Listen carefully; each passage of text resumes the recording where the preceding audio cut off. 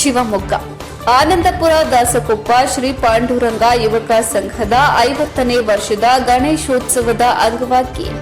ಪ್ರತಿದಿನವೂ ಮಳೆ ಸುರಿದ್ರೂ ದಿನಕ್ಕೊಂದು ಸಾಂಸ್ಕೃತಿಕ ರಸಮಂಜರಿ, ಭರತನಾಟ್ಯ, ಜಾದೂ ಪ್ರದರ್ಶನ, ಸಂಗೀತ ಸಂಜೆ, ಆದರ್ಶ ದಂಪತಿಗಳು, ಆಟೋಟ ಸ್ಪರ್ಧೆ, ಇನ್ನು ಹಲವು ಬಗೆಯ ಸಂಗೀತ, ಸಾಂಸ್ಕೃತಿಕ ಕಾರ್ಯಕ್ರಮ ಹಾಗೂ ಪೂಜಾ ಹವನ, ಹೋಮ, ಪ್ರಸಾದ, ಸಾರ್ವಜನಿಕ ಅನ್ನ ಸಂತರ್ಪಣಾ ಕಾರ್ಯಕ್ರಮ ಹಾಗೂ ಸರ್ಕಾರಿ ಕೆಲಸದಲ್ಲಿ ನಿವೃತ್ತಿ ಹೊಂದಿರುವ ಅಧಿಕಾರಿಗಳಿಗೆ ಸನ್ಮಾನ, ಯೋಧರಿಗೆ, ವಿದ್ಯಾರ್ಥಿಗಳಿಗೆ, ಕ್ರೀಡಾಪಟುಗಳಿಗೆ, ಕಲಾವಿದರಿಗೆ, ಇನ್ನೂ ಹಲವು ಅನೇಕ ಸ್ಥಾನಗಳಿಗೆ ಸನ್ಮಾನ ಮತ್ತು ಸ್ಥಳೀಯ ಪತ್ರಿಕೆ ವರದಿಗಾರರು ಹಾಗೂ ಟಿವಿ ಮಾಧ್ಯಮಗಳ ವರದಿಗಾರರು ಮತ್ತು ದೇವಸ್ಥಾನದ ಗಣಪತಿ ಉತ್ಸವದ 11 ದಿನಗಳ ಕಾಲ ಮೂಷಿಕ ವಾಹನ ಗಣಪತಿಯ ಪ್ರತಿಷ್ಠಾಪನೆಯಿಂದ ವಿಸರ್ಜನಾ ಕಾರ್ಯಕ್ರಮದ ಕೊನೆಯ ಹಂತದವರೆಗೂ ಆರ್ಕೆ ರಿದಮ್ ರಮೇಶ ಎಂಬ ಯೂಟ್ಯೂಬ್ ಚಾನೆಲ್ನಲ್ಲಿ ಪ್ರಸಾರವಾಗಿ ಅವರಿಗೂ ಕೂಡ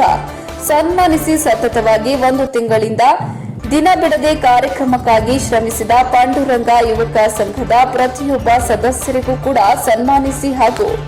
ಊರಿನ ಸಾರ್ವಜನಿಕರಿಗೂ ಹಾಗೂ ಪ್ರತ್ಯಕ್ಷವಾಗಿ ಪರೋಕ್ಷವಾಗಿ ಕಾರ್ಯಕ್ರಮಗಳಿಗೆ ಸಹಾಯ ನೀಡಿದ ಪ್ರತಿಯೊಬ್ಬರಿಗೂ ಹೃದಯಪೂರ್ವಕ ನಮನ ತಿಳಿಸಿ ಕಾರ್ಯಕ್ರಮಗಳ ಅಡೆತಡೆ ಬರದಂತೆ ಸಹಾಯ ಮಾಡಿದಂತಹ ಪೊಲೀಸ್ ಠಾಣಾ ಮೇಲಾಧಿಕಾರಿ ಮತ್ತು ಸಿಬ್ಬಂದಿ ವರ್ಗದವರಿಗೂ ಹಾಗೂ ವಿದ್ಯುತ್ ಶಕ್ತಿ ಮಂಡಳಿಯವರಿಗೂ ವಂದಿಸುತ್ತಾ ಕೊನೆಯ ದಿನದ ವಿಸರ್ಜನಾ ಕಾರ್ಯಕ್ರಮದಲ್ಲಿ ಸಾರ್ವಜನಿಕರಿಗೆ ಲಘು ಉಪಹಾರದೊಂದಿಗೆ ಜಾನಪದ ತಂಡದ ಗೊಂಬೆ ಕುಣಿತ ಮತ್ತು